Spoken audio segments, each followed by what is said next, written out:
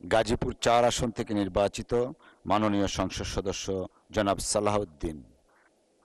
সালাউদ্দিন। মাননীয় স্পিকার, আপনাকে ধন্যবাদ।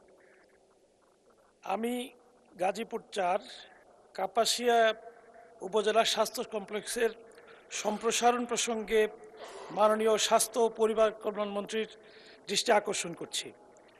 কাপাসিয়া বিশাল জনপদ এবং ক্রমবর্ধমান জনসংখ্যার সুরক্ষা নিশ্চিত করতে বর্তমানে 50 শয্যা বিশিষ্ট স্বাস্থ্য কমপ্লেক্সটি একেবারেই অপ্রতুল।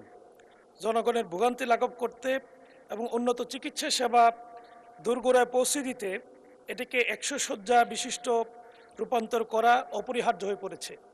মাননীয় স্পিকার, এছাড়াও আমাদের এই উপজেলা স্বাস্থ্যকেন্দ্রে এখন প্যারাসিটামল সিরাপ থেকে শুরু করে এক্স-রে ফিল্মের সংকট তীব্র। এই হাম টিকা না থাকার কারণে রোগীর সংখ্যা প্রতিনিয়ত বাড়ছে। পাশাপাশি আপনি কিছুক্ষণ আগে যে বিষয়টি দৃষ্টি আকর্ষণ করেছেন, নির্ধারিত ডাক্তার থেকে প্রায় 13 জন ডাক্তার এখান থেকে নিয়োগপ্রাপ্ত হয়ে ডেপুটেশনে অন্যান্য জায়গায় স্থানান্তরিত হওয়ার কারণে চিকিৎসা সংকট নিয়মিত লেগেই থাকে।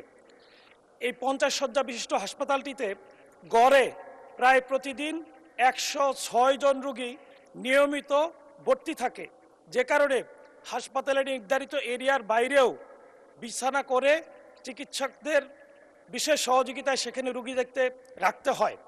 এছাড়াও এই হাসপাতালের অ্যাম্বুলেন্সের 2টি অ্যাম্বুলেন্স থাকার কথা থাকলেও একটি অচল অ্যাম্বুলেন্স রয়েছে। সচল অ্যাম্বুলেন্স দেওয়ার জন্য আমি বিশেষ দাবি করছি। সম্মানিত স্বাস্থ্য ও পরিবার কল্যাণ মন্ত্রী আমাদের খুবই প্রতিবেশী হওয়ার কারণে তিনি ঈদের দিন কাপাসিয়া উপজেলা স্বাস্থ্যকেন্দ্র পরিদর্শন করেছেন।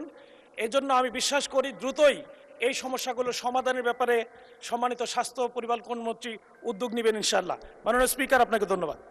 ধন্যবাদ মাননীয় সদস্য।